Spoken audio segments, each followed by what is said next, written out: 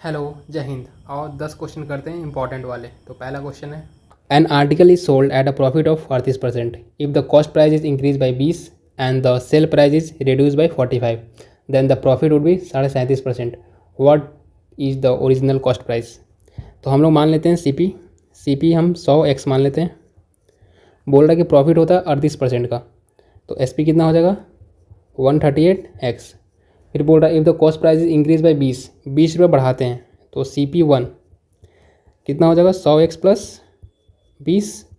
और बोलता है एस पी में क्या करते हैं, घटाते हैं, कितना, रिड्यूस बाई 45, तो 138x माइनस 45, ये हो जाएगा SP2। ये होने के बाद प्रॉफिट कितना हो जाता है 37%। 37% का फ्रैक्शन होता है 3/8, मतलब ये कितना हो गया 3/8 का क्या है इसमें प्रॉफिट है। तो अब लिखते हैं यहाँ पर CP और SP। CP अपना कितना है, CP है 100x प्लस 20 और SP है 138x माइनस 45 CP। तो ये तो CP हुआ ना 8, तो 8 यहाँ लिखेंगे। प्रॉफिट कितने का हुआ 3 का, तो 8 और 3 11। अब बस क्रॉस मल्टीप्लिकेशन करना है, तो 1100x आ गया प्लस 220 और 138 इंटू 8 कितना हो जाएगा 88 64 की 4 6 और 110x माइनस 45 इंटू 8 कितना हो जाएगा 360। इधर लेके आओ, कितना हो जाएगा ये 4x और ये हो जाएगा 580। फिर 4 से डिवाइड करना है, एक जगह 1 4 और 5, x की वैल्यू आ जाएगी 145। पूछा था ओरिजिनल कॉस्ट प्राइस, तो इसमें मल्टीप्लाई कर देंगे 15 से, कितना आ जाएगा option C. The parameter of certain sector of a circle of a radius 8 centimetre is 24। Find the area of the sector. तो सबसे पहले हम लोग क्या ड्रा करेंगे, एक सर्कल, ये रहा सर्कल। हम जानते हैं कि ये सेंटर है, सेंटर से ये लाइन खींच दो तो ये क्या बन जाता है सेक्टर। ये रेडियस होता है और यहाँ से यहाँ क्या होता है, ये होता है आर का लेंथ L, ठीक है। तो हमें रेडियस कितना दिया हुआ 8 दिया हुआ है, ये भी 8 दिया हुआ है, और ये जो लेंथ है पूरा मतलब पैरामीटर 24 दिया हुआ ना, ये 24। तो 8 और 16 और बच गया कितना गया, बच गया 8। तो ये भी L भी कितना आ जाएगा 8 आ जाएगा। तो बस एरिया का एक फार्मूला होता है, जब हमें L और R पता हो तो half into L into R। तो हाफ L कितना है 8, R भी कितना है 8, तो कितना आ जाएगा ये आ जाएगा 32 सेंटीमीटर। कौन सा ऑप्शन है A. There is a wooden cube with edge length of 14 centimetre. A hemisphere with a radius 7 centimetre is curve out from the each face of the cube. Find the surface area of the remaining structure. एक cube है, ये cube मैंने लिया पहले से, इसमें से hemisphere cut करना है और उसके फेस एरिया से, ठीक है। तो कितना होता है फेस एरिया 6 होता है, 4 साइड के ऊपर नीचे 2, 6 हो गए। तो मैंने देखो यहाँ कट किया, ठीक है। तो मैंने कट वाली पिक्चर लिया, इसकी साइड कितनी दिया हुआ है क्यूब का साइड है 14 और इसका रेडियस कितना दिया हुआ है हेमिस्फेयर का 7। तो डायमीटर कितना हो जाएगा 14, मतलब इक्वल साइज़ का काटना है, ठीक है। इक्वल साइज़ का काटा हुआ है ये पूरा, ये हेमिस्फेयर काटा है एक फेस से, तो वैसे ही हमें 6 फेस से काटना होगा और जो बचेगा उसका एरिया बताना है, मतलब जिसे जिसे तुम टच कर सको उसका एरिया बताना है। तो सबसे पहले क्या करेंगे हम हेमिस्फेयर कर लेंगे, ठीक है। हेमिस्फेयर का क्या, ये कर्व सरफेस एरिया ना, ये जो काटा हुआ तुम्हें दिख रहा है ये सब, ये कर्व सरफेस एरिया है। तो कितना होता है कर्व सरफेस एरिया 2πr²। ये तो एक का हो गया, मतलब एक सरफेस का, एक फेस का। तो वैसे ही 6 फेस है ना इसमें, तो इंटू 6, ठीक है। इसका तो हो गया टोटल। अब क्या हुआ, अब बचा क्या, ये वाला पोर्शन बचा, ये जो साइड से दिख रहा होगा ये पोर्शन बच रहा होगा चारों कोने से। तो हम जानते हैं कि जो ये क्यूब का होता है एक फेस, वो अपने आप में क्या होता है स्क्वायर। तो ये हम हेमिस्फेयर काटेंगे, ये सर्कल काटेंगे, तो बचेगा क्या, ये बचेगा कोना वाला चारों। इसका भी तो एरिया निकालना है, तो इसका एरिया कैसे निकलेगा, इसका एरिया निकालेगा स्क्वायर का जो एरिया होगा उसमें से माइनस करेंगे क्या सर्कल का एरिया, तो स्क्वायर का एरिया कितना हो जाएगा A² माइनस सर्कल का एरिया πr²। तो ये तो एक फेस का आया, ये टोटल कितना है एक फेस का, वैसे ही 6 फेस है तो 6 से मल्टीप्लाई कर लो, बस अब कुछ नहीं वैल्यू रखना है। 6 2 22/7 और R² कितना है हेमिस्फेयर का 7 इंटू 7 से ख़त्म हो जाएगा ये, कितना था 7 में 14 14 छक्के मतलब 6 × 14 × 22। अब इधर आते हैं 6, ए स्क्वायर कितना होता है, साइड कितना है स्क्वायर का 14, 14 का स्क्वायर कितना होता है 196 माइनस 22/7, और आर स्क्वायर कितना है, आर स्क्वायर है 7 मतलब 49। ये काटोगे कितना टाइम्स 7 टाइम्स, कितना बच गया 6, 196 में से 7 × 14 और 14 × 15 154 आएगा। तो 154 घटाना फिर कितना आएगा 196 माइनस 154, 6 इंटू कितना आ गया 42 प्लस इसको मल्टीप्लाई करोगे तो आएगा 1848। ये आ जाएगा कितना 6 दूनी 12, 24 और 1 25, ये 848 आ गया। इन दोनों को प्लस कर दोगे आएगा 2100। अब ऑप्शन कौन सा है, ऑप्शन है बी। 3 परिवारों की कुल आय 72,000 है। उनके खर्च का क्रम 80%, 85% और 75% है। यदि उनकी बचत का अनुपात 8:9:20 है तो दूसरे परिवार की आय ज्ञात कीजिए। तो सबसे पहले 3 परिवार मानेंगे, ए, बी और सी। हमें सेविंग का रेशियो दिया हुआ है, क्या दिया हुआ है सेविंग का रेशियो 8:9 और 20 दिया हुआ है। लेकिन यहाँ पर हमें एक्सपेंडिचर का परसेंटेज दे दिया है, तो हमें सबसे पहले क्या निकालना पड़ेगा सेविंग का परसेंटेज। तो इनकम माइनस एक्सपेंडिचर क्या होगा सेविंग। अगर हम इनकम 100 मान लेते हैं तो एक मान लेते हैं 80 दिया हुआ है, तो माइनस 80 तो कितना आ जाएगा 20। तो वैसे ही सबका निकालेंगे, तो इनकम माइनस एक्सपेंडिचर, तो 100 में से 80 गया कितना बचेगा, इसका बचेगा 20%, बी का 15% और सी का 25%। अब हम फ्रैक्शन देखते हैं, 20% का कितना होता है 1/5, 15 का 3/20 और 25 का 1/4। अगर एक की वैल्यू 8 है तो 5 तो इनकम ही हुआ ना, एक क्या है सेविंग और 5 इनकम टोटल। अगर एक की वैल्यू 8 है तो 5 की वैल्यू 40। अगर 3 की वैल्यू 9 है, 3 3 9, तो 20 की वैल्यू 60। अगर एक की वैल्यू कितना है 20, तो 4 की वैल्यू कितनी हो जाएगी 80। ये रेशियो आ गया किसका इनकम का। तो बस काट देंगे इसे, कितने टाइम जाएगा 2 टाइम, 3 टाइम और ये 4 टाइम, 4 3 7 और 2 9। 9 की वैल्यू अगर 72 के है तो एक यूनिट की वैल्यू कितनी आ जाएगी 9 8 72 8 के। पूछा क्या था income of the second family, तो सेकंड फैमिली बी, इसका कितना है 3 × 3 कर देंगे तो ये कितना आएगा 24 के। ऑप्शन कौन सा है C. Triangle A B C with side 3 4 5 is revolve about the side 3 centimetre. Find the volume of the solid so obtain. तो क्या 3 4 5 देखते ही, ये 3 4 5 जो दिया हुआ है इसे देखते हैं ट्रिपलेट किसी को याद आ रहा है, तो बोलोगे हाँ। तो ये कैसा ट्रायंगल बनेगा त्रिभुज, ये बन जाएगा 90 डिग्री, क्योंकि 3 4 5 ट्रिपलेट है, 3 4 और 5। बोल रहा है कि इसे रिवॉल्व करना है साइड 3 सेंटीमीटर। ये जो साइड है इसे मान लो तो पिलर, एक पिलर है और ये पूंछ, इसे पकड़ के घुमाना है ऐसे करके, ऐसे करके घुमाओगे तो क्या कोण बन जाएगा, ऐसे करके घुमाओगे तो ये ऐसे मिक्स हो जाएगा। तो क्या ये जो 4 दिया हुआ था इसका, तो ये क्या हो जाएगा 4, ये 4 रेडियस हो जाएगा, और ये जो 3 था ये क्या हो जाएगा, ये जो खंभा है ये हो जाएगा हाइट HEIGHT। तो ये क्या कोण बन गया। पूछा क्या वॉल्यूम पूछा, मतलब कि कोण का ही वॉल्यूम पूछा। तो कोण का वॉल्यूम कितना होता है 1/3 πr² h। तो 1/3 पाई की वैल्यू कितना बोला 3.14 और r स्क्वायर 4 का स्क्वायर 16 और हाइट कितना है 3, 3 से 3 खत्म हो गया, मल्टीप्लाई करना 16 चौके 64, एक ही में 4 है। यहाँ देखो ऑप्शन डी कितना आ गया 50.24। The length breadth and height of the room are 20 10 और 6 रिस्पेक्टिवली।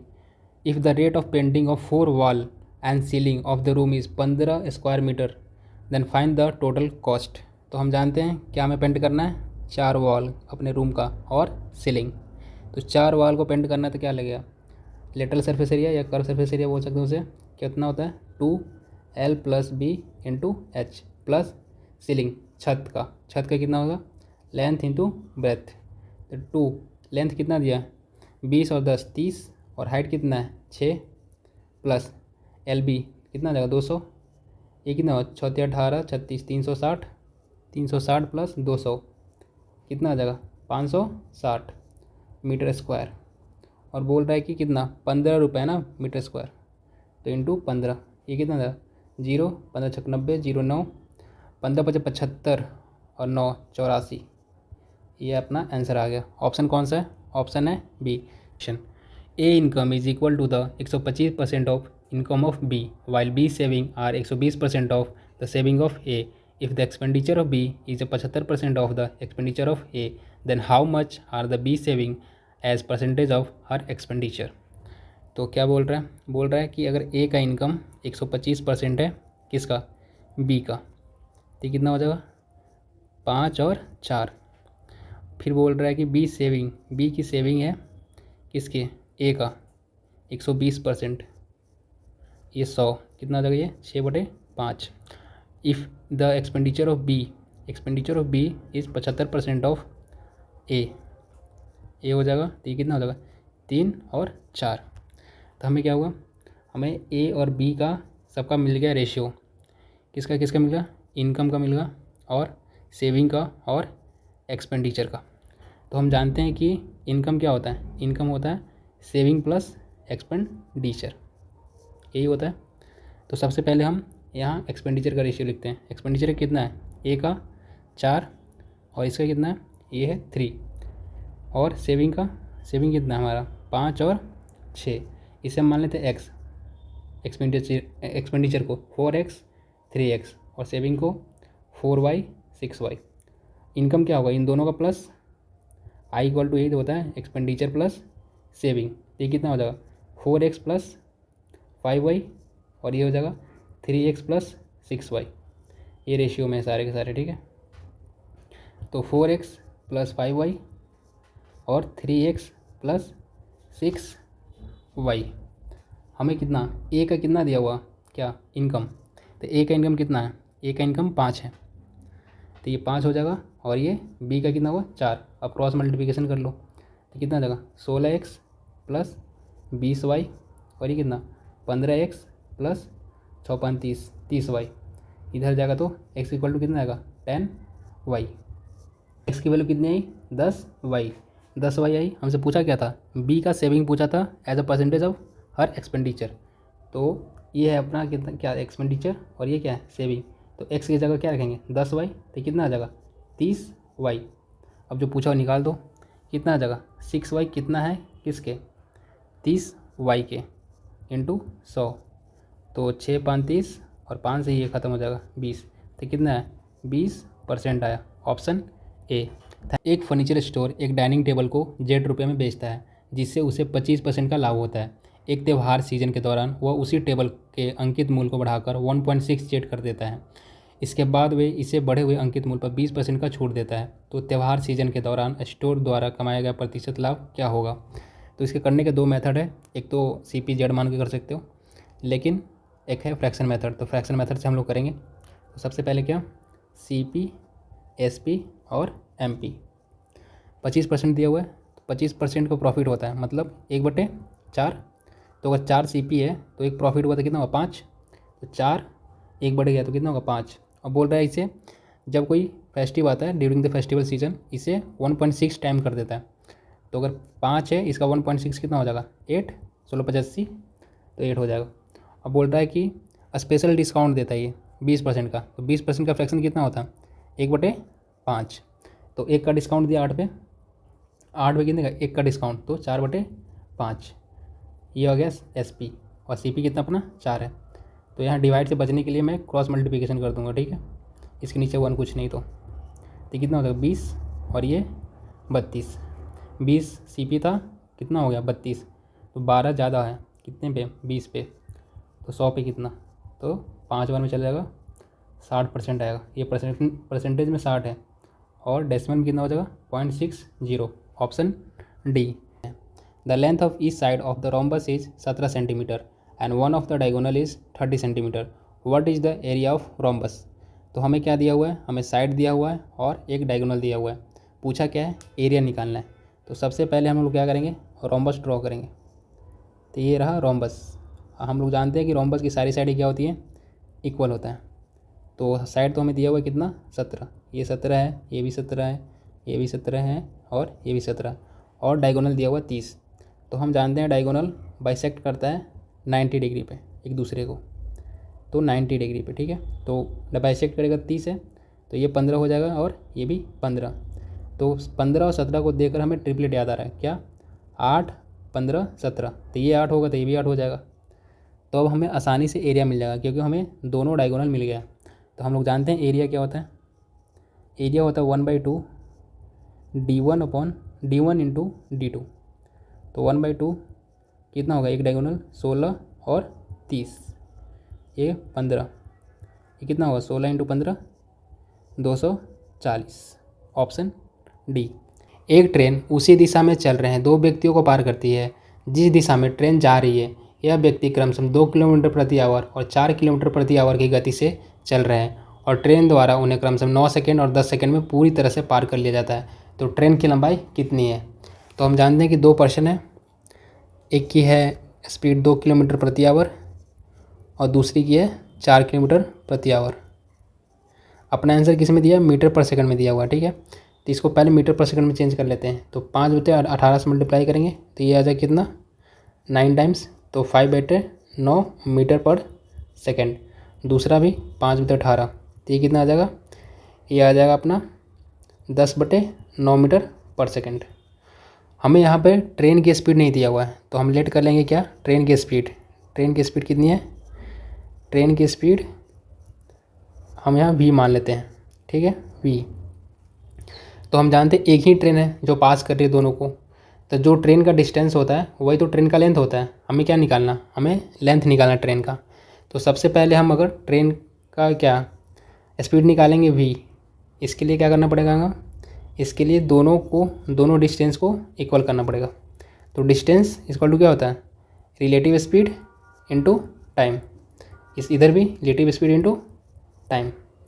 तो ट्रेन कितना है v माइनस 5/9 और टाइम कितना हुआ पहले का टाइम है 9 सेकेंड, तो 9 से मल्टीप्लाई कर लो। दूसरा v यहाँ देखो 10/9, तो 10/9 रिलेटिव स्पीड, टाइम कितना हुआ 10 सेकेंड, तो 10 से मल्टीप्लाई कर लो। अब मल्टीप्लाई कर कितना आएगा 9v माइनस 5, इधर 10v माइनस 100/9 और 9v को इधर ले जाएंगे तो कितना आ जाएगा, इधर आ जाएगा v आ जाएगा और इधर 100/9 माइनस 5, तो v कितना आ जाएगा 9×5 45, 100 में से कितना जाएगा तो 55/9।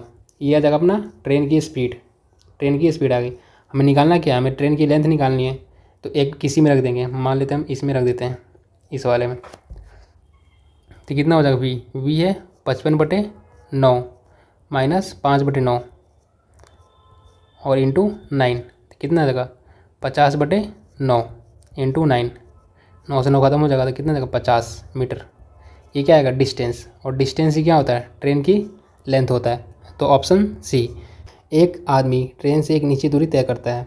यदि ट्रेन 14 किलोमीटर प्रति घंटा अधिक तेज़ी से चलती है तो उसे 35 मिनट कम समय लगता है। यदि यह 10 किलोमीटर प्रति धीमी चलती है तो इसे 30 मिनट अधिक समय लगता है। तो यात्रा के दौरान ट्रेन द्वारा तय की दूरी ज्ञात कीजिए।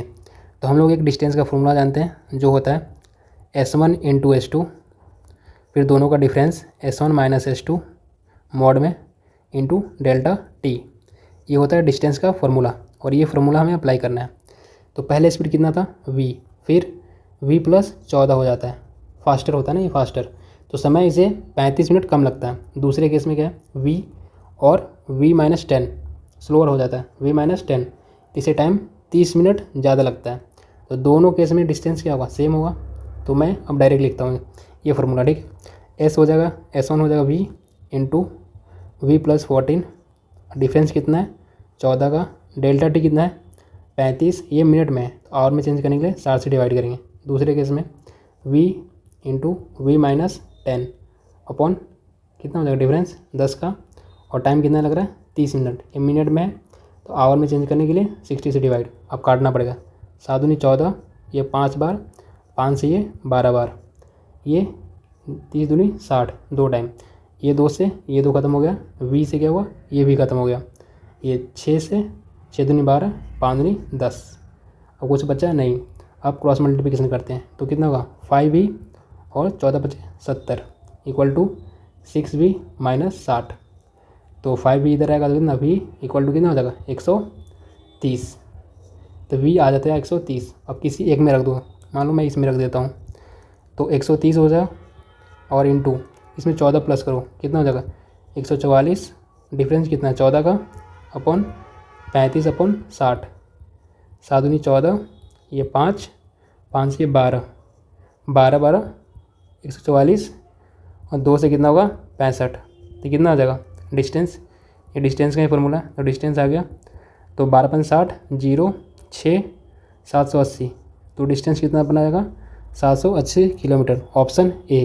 थैंक यू सो मच, मिलते हैं नेक्स्ट वीडियो में।